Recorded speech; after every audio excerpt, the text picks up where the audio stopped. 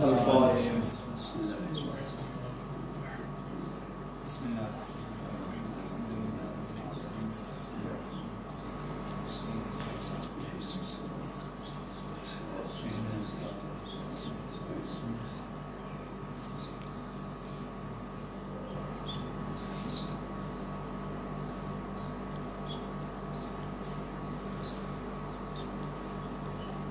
أعوذ بالله من الشيطان الرجيم. بسم الله الرحمن الرحيم. الحمد لله رب العالمين.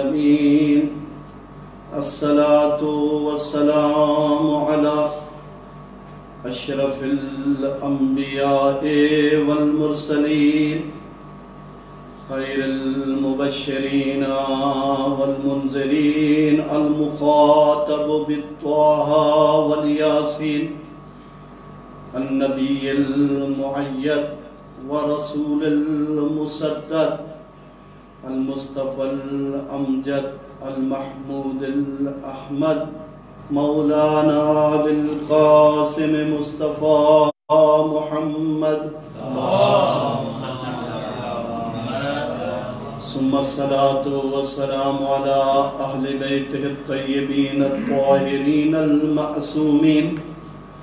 أما بعد فقد قال الله تبارك وتعالى في محكم كتابه المجيد وفرقانه الحميد وقوله الحق وهو أصدق الصادقين.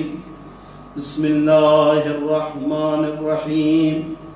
الله نور السماوات والأرض مثل نوره كمشكاة فيها مصباح المصباح الزجاجة.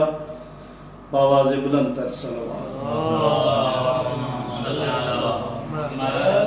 نعرہ تکبیر، نعرہ رسالت، یا رسول اللہ، نعرہ حیدری،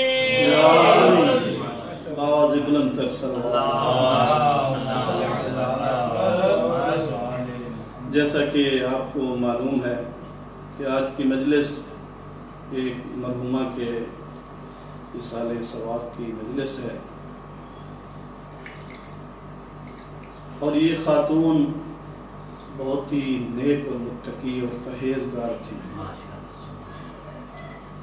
کہا جاتا ہے کہ انہوں نے یعنی اتنی عبادت کی ہے کہ عبادت کرتے کرتے ان کی کمر بھی جھک گئی تھی، اور جب بھی غم حسین اور مولا حسین کا نام سنتی تھی تو اس کی آنکھوں سے آنسو جاری ہوتے تھے.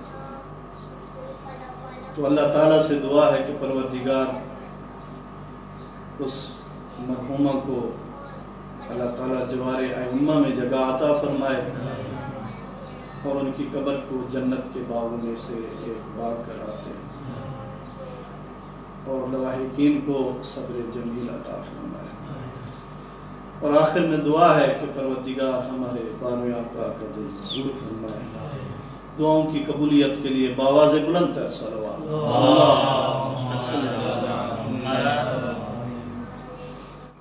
تو اس مختصر سے وقت میں میں نے آپ کے سامنے قرآن کریم کی ایک آیت کے پڑھنے کا شرف حاصل کیا. توجہ ہے، خالق کائنات اس آیت میں نور کی صفت کو بیان کر رہا ہے کہ اس نور کی صفت یہ ہے کہ وہ نور اس دریچے کی مانند ہے کہ اس دریچے میں ایک چمکتا ہوا چراغ ہے. وہ نور کہ جس کی نسبت خدا کی طرف دی گئی ہے، وہ نور اور چراغ ایک سنگ مرمر کی قندیل میں ہے، اور وہ ایسے چمک رہا ہے جیسے ستارہ چمکتا ہے. عزیزان گرامی قدر، علماء اور طلاب، اور وہ بھی نجفین پر تشریف فرما ہے جہاں پر آپ کا سونا بھی عبادت ہے، اور میں کہا کرتا ہوں کہ یہ مرحومہ خوش قسمت ہے کہ جن کے ایصال ثواب کی مجلس اخذ جوار امیر میں ہو رہی ہے۔ تو مسئلہ نور ہی کی تفسیر میں مفسرین کا اختلاف ہے۔ اس میں کچھ اقوال بیان کیے ہیں کہ مسئلہ نور ہی سے اس نور سے کیا مراد ہے۔ منہاج الصادقین اور بہار الانوار میں علامہ مجلسی نقل کرتے ہیں کہ اس نور سے مراد رسول خدا صلی اللہ علیہ وآلہ وسلم ہے۔ بآواز بلند تر صلی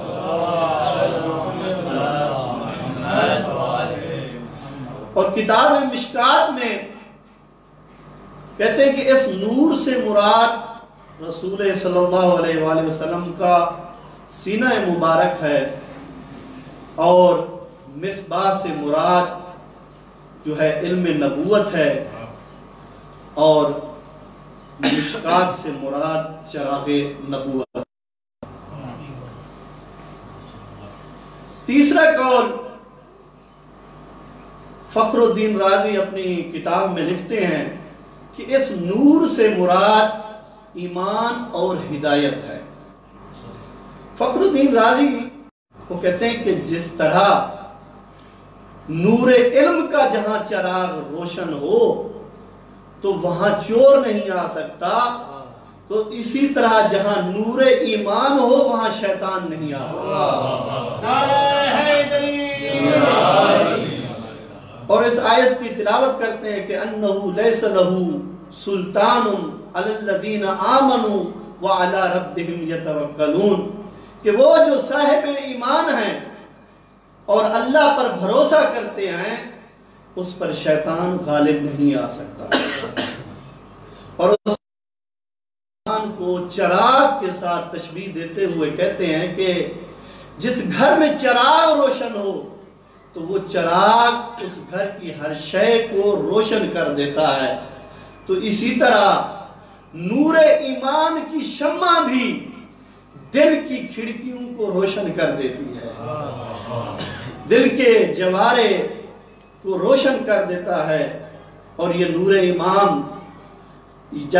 ایمان جب اعضاء اور جوارے پر پڑتا ہے تو اس وقت انسان جو ہے اللہ کی اطاعت کی طرف لگ جاتا ہے۔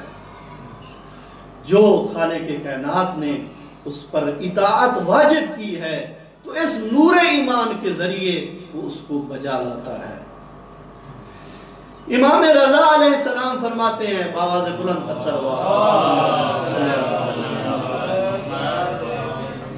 کہ الایمان ارکان التوکل علی اللہ والرضا بقضاء اللہ والتسلیم لامر اللہ والتفویض الی اللہ۔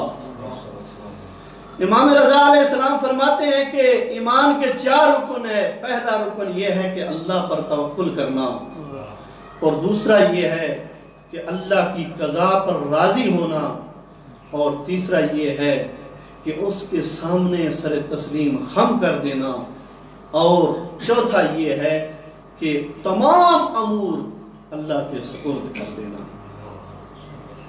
ایک مرتبہ امام باقر علیہ السلام سے روایت ہے، اللہم صلی اللہ علیہ وسلم، امام باقر علیہ السلام فرماتے ہیں کہ ایک مرتبہ رسول خدا سفر پہ تھے اور راستے میں کچھ سوار آئے اور انہوں نے رسول خدا پر سلام کیا۔ رسول خدا نے سلام کا جواب دیا تو رسول خدا نے فرمایا کہ تم کون ہو؟ اصل میں یہ رسول خدا جانتے ہیں یہ کون ہیں، لیکن ہمیں درس دے رہے ہیں، تو یہ کہتے ہیں کہ ہم مومن ہیں۔ تو رسول خدا فرماتے ہیں تمہارے مومن ہونے کی علامت، تمہارے ایمان کی حقیقت کیا ہے، علامت کیا ہے؟ تو اس وقت وہی جملے جو امام نے پہلے ارشاد فرمائے ہیں، فرمایا وَالْرِضَاءُ بِقَضَاءِ اللَّهِ وَالتَّسْلِيمُ لِأَمْرِ اللَّهِ وَالتَّفْوِيضُ إِلَى اللَّهِ، کہ ہمارے پاس یہ 3 دلیلیں ہیں اپنے ایمان پر کہ ہم اللہ کی قضاء پر راضی ہوتے ہیں، اور جو ہے اللہ کے سامنے سر تسلیم خم کرتے ہیں اور اپنے تمام امور اللہ کے ہاں سپرد کرتے ہیں۔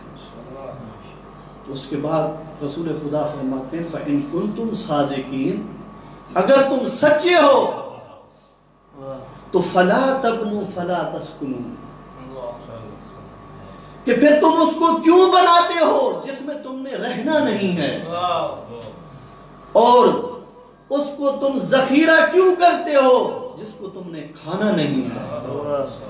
اور اس کے بعد فرمایا وَاتَّقُوا اللَّهَ، اللہ سے ڈرو، اور ہر انسان نے اللہ ہی کی طرف جانا ہے۔ تو عزیزو، ایمان کے درجے یہ ہے کہ انسان اللہ پر توکل کرے اور اپنے کاموں کو خدا کے سامنے رکھے اور اس کے سامنے سپرد کر دے۔ امام باقر علیہ السلام فرماتے ہیں اللہم صلی اللہ علیہ وسلم کہ بندہ تین حالت میں ہوتا ہے، یا تو وہ نعمت میں ہوتا ہے، یا وہ بلا میں ہوتا ہے، یا وہ حکم خدا میں ہوتا ہے۔ فرمایا اگر وہ نعمت میں ہو تو اس کو چاہیے، اس پر واجب ہے کہ وہ خدا کا شکر ادا کرے، اور اسی لیے امام فرماتے ہیں کہ کم از کم تیرے ادا اور جوارے کا شکر یہ ہے کہ تم اس کو خدا کی نافرمانی میں استعمال نہ کریں۔ آواز بلند تر صلوات۔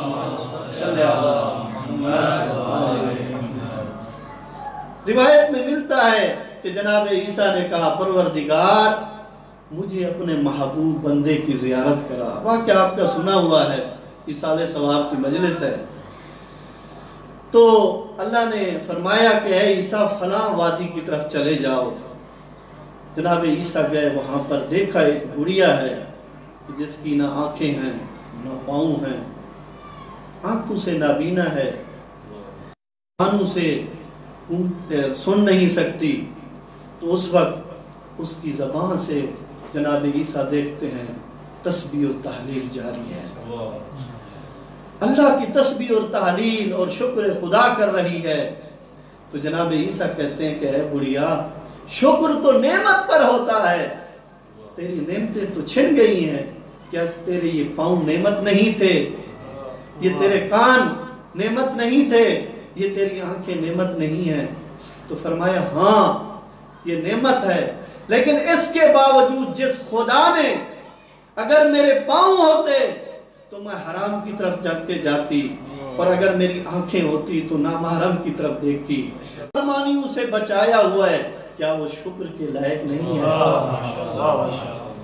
تو عزیزو، اور اللہ فرماتا ہے ان تعدوا نعمت اللہ لا تحصوها، کہ اگر تم خدا کی نعمتوں کو شمار کرنا چاہو تو شمار نہیں کر سکتے۔ عزیزو، میں مثال دوں آپ کو، اگر کوئی آپ کسی دوست کو لے کر ہوٹل پر جاتے ہیں تو ہوٹل والے کو کہتے ہیں کہ بھائی 2 کپ چائے کے لے آؤ، تو وہ 2 کپ چائے کے لے آتا ہے، اور جب آپ پیسے دینے لگتے ہیں تو وہ کہتا ہے نہیں آپ رکھیں اپنے پاس۔ تو اس نے اب 5 روپے کی چائے کی پیالی ہے، 10 روپے بنتے ہیں، اس ہوٹل والے نے اس کو معاف کیے، تو آتے جاتے اس کو یہ دونوں سلام بھی کرتے ہیں، دوست احباب کو بھی وہاں پر لے آتے ہیں کہ اس ہوٹل پہ جاؤ۔ تو میں کہتا ہوں کہ اے انسان، اس نے تجھے 2 کپ چائے کی پیالی پلائی اور تو آتے جاتے اس کو سلام کرتا ہے، لیکن جس خدا نے تجھے مفت نعمتیں عطا کی، کبھی سر سجدے میں سر رکھ کر یہ کہا ہے سبحان ربی الاعلی و بحمدہ۔ تو عزیزان گرامی قدر، تو امام فرماتے ہیں کہ اگر نعمت میں ہو تو وہ شکر کرے، اس پر واجب ہے کہ وہ شکر کرے، اور اگر وہ حکم خدا میں ہے تو وہ اطاعت خدا میں جو امور اس پر واجب ہیں اس کو بجا لائے، اور اگر وہ مصیبت میں ہے تو مصیبت پر صبر کرے۔ امام فرماتے ہیں لا یکون مؤمن مؤمنا، کہ مومن اس وقت تک مومن نہیں بن سکتا جب تک اس میں 3 صفتیں نہ ہوں۔ پہلی اللہ کی صفت، دوسری نبی کی صفت اور تیسری امام کی صفت ہے۔ اللہ کی صفت یہ ہے کہ اگر کسی کا عیب دیکھے تو چھپا دے۔ خود خدا ستار العیوب ہے، وہ جب خود عیب چھپا رہا ہے تو ہماری کیا جرأت ہے کہ کسی کا عیب نکالے۔ اور دوسرا یہ ہے کہ جب مومن نبی کی صفت ہے کہ اگر دشمن بھی ملے تو اس سے خوش اخلاقی سے پیش آؤ۔ اور تیسرا یہ ہے امام کی صفت کہ مصیبت کے وقت بھی انسان صبر کرے اور آرام کے وقت بھی صبر کرے۔ مصیبت کے وقت تو سمجھ آتا ہے صبر کہ انسان مصیبت کے وقت صبر کرے، آرام کے وقت صبر کیا ہے؟ امام فرماتے ہیں آرام کے وقت صبر یہ ہے کہ تم اپنے اعضاء اور جوارے کو خدا کی نافرمانی میں استعمال نہ کرو، اور یہ تمہارا استعمال نہ کرنا یہ آرام کے وقت صبر ہے۔ روایت میں ملتا ہے کہ ایک خاتون جو اہل بیت سے محبت کرتی تھی، غالباً اس کا نام ام سلیم ہے اور اس کے شوہر کا نام ابو طلحہ انصاری ہے، تو ان دونوں کی شادی ہوئی تو یہ دعا کرتے تھے کہ اللہ ہمیں نیک اولاد عطا فرمائے۔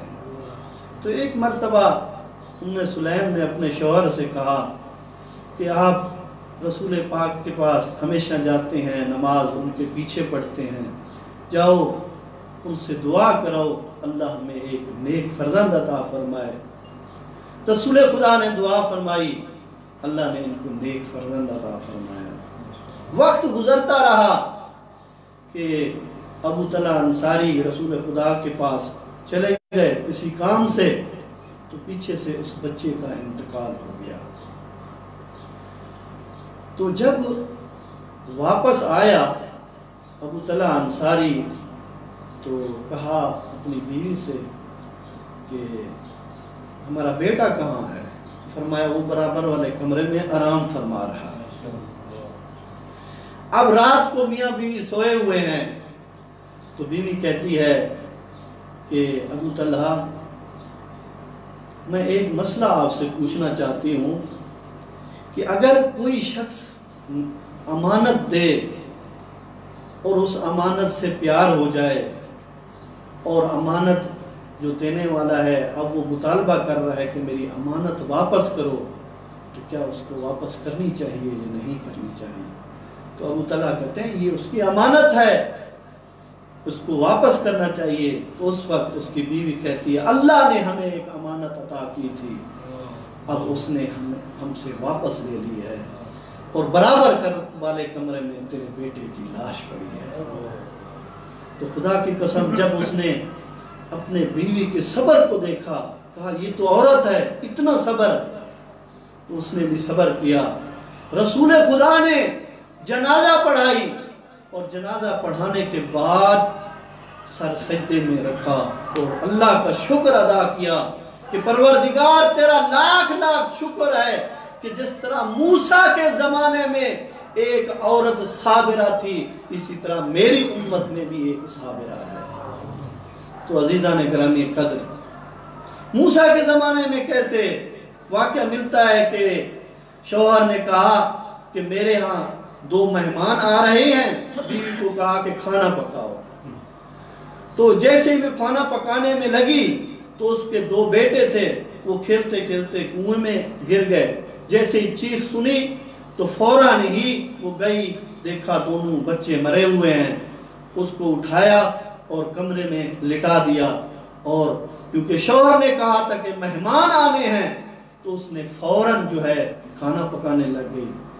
تو جب مہمان آئے کھانا کھا کے چلے گئے تو کہا کہ ہمارے بیٹے کہاں ہیں؟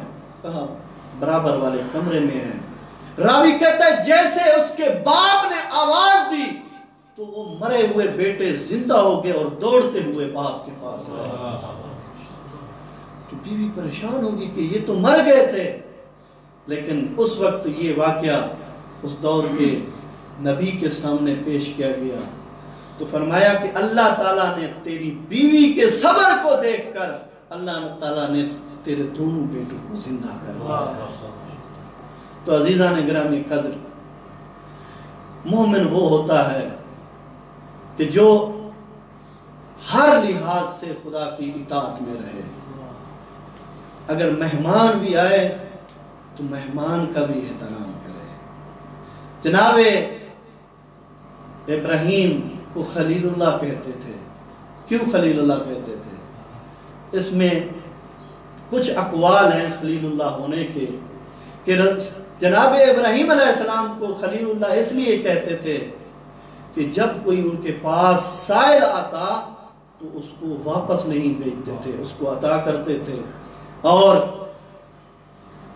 خدا کے علاوہ کسی سے کچھ نہیں مانگتے تھے۔ حتیٰ کہ اس وقت بھی جب ان کو آگ میں ڈالا گیا تو جبرائیل نے آ کر کہا کیا کوئی حاجت ہے؟ تو حضرت ابراہیم نے کہا کہ اگر تو اپنی طرف سے کہہ رہا ہے تو میں تجھ سے نہیں مانگتا، میری حاجت صرف اور صرف خدا سے ہے۔ اور دوسرا قول یہ ہے کہ حضرت ابراہیم کو خلیل اللہ اس لیے کہتے تھے کیونکہ وہ مہمان کا احترام کرتے تھے اور نماز شب ادا کرتے تھے۔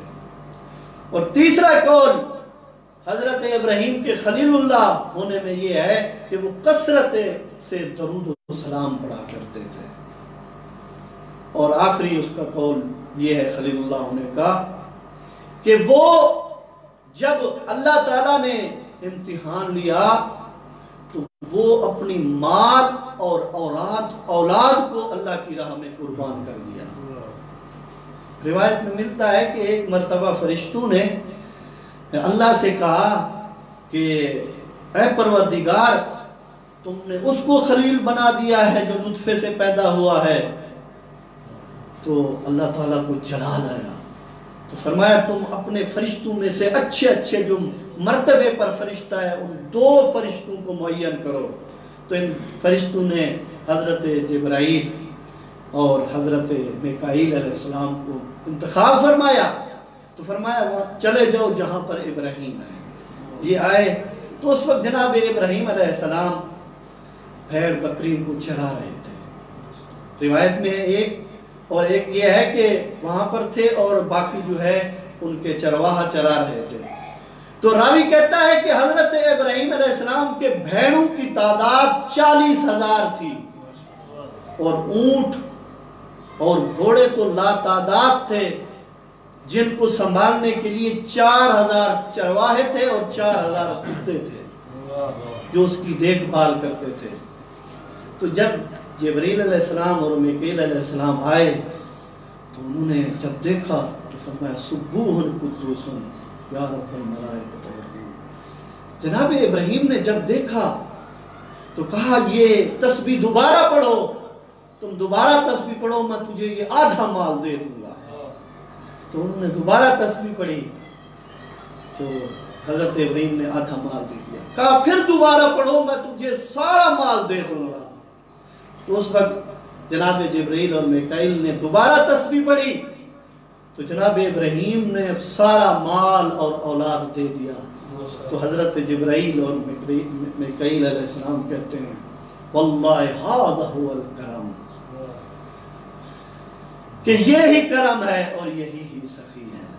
تو عزیزو، تو مومن کی علامات میں سے یہ ہے کہ انسان کے پاس جب مہمان آئے تو مہمان کی عزت کرے۔ روایت میں ملتا ہے کہ اگر کوئی شخص ایک مہمان کی تیمارداری کرے تو اس نے گویا کہ حضرت آدم کو کھانا کھلایا ہے، اور جس نے 2 مہمانوں کو کھانا کھلایا اس نے حضرت آدم اور نوح کو کھلایا ہے، اور جس نے 3 بندوں کو کھلایا تو فرمایا گویا امام فرماتے ہیں ایسے کہ اس نے حضرت جبرائیل علیہ السلام اور حضرت میکائیل علیہ السلام اور حضرت اسرافیل علیہ السلام، اور جس نے 4 بندوں کو کھانا کھلایا تو اس نے 4 کتابوں کی تلاوت فرمائی ہے، اور جس نے 5 بندوں کو کھانا کھلایا تو اس کے بعد امام فرماتے ہیں کہ اللہ تعالیٰ نے اس کا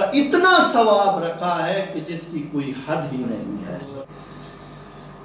ہاتف غیبی کی آواز آئی کہ اے میرا خلیل اکرم الضیف، اے میرا نبی ابراہیم مہمان کی عزت کر۔ تو جناب ابراہیم علیہ السلام جب بھی مہمان آتا نا تو اس کے لیے ایک بکرا ذبح کرتے تھے۔ پھر دوبارہ اللہ نے کہا اکرم الضیف، ضیف کی عزت کر، اس کا احترام کر۔ جناب ابراہیم موٹی موٹی گائے ذبح کرتے تھے۔ پھر ایک حکم ہوا، تیسری مرتبہ خطاب ہوا اکرم الضیف، تو پھر اس کے بعد جو ہے جناب ابراہیم علیہ السلام اونٹ ذبح کرتے تھے۔ پھر دوبارہ خطاب ہوا کہ مہمان کی عزت کر۔ جناب ابراہیم کہتے پروردگار میں مہمان کی عزت تو کرتا ہوں، بڑے سے بڑا جانور ذبح کر رہا ہوں، یہ ہمیں بتانے کے لیے ہے۔ فرمایا نہیں، جب مہمان کو یہ نہیں ہے کہ بڑے سے بڑا بکرا ذبح کر دو، اونٹ ذبح کر دو، بلکہ اس کا عزت اور احترام بھی۔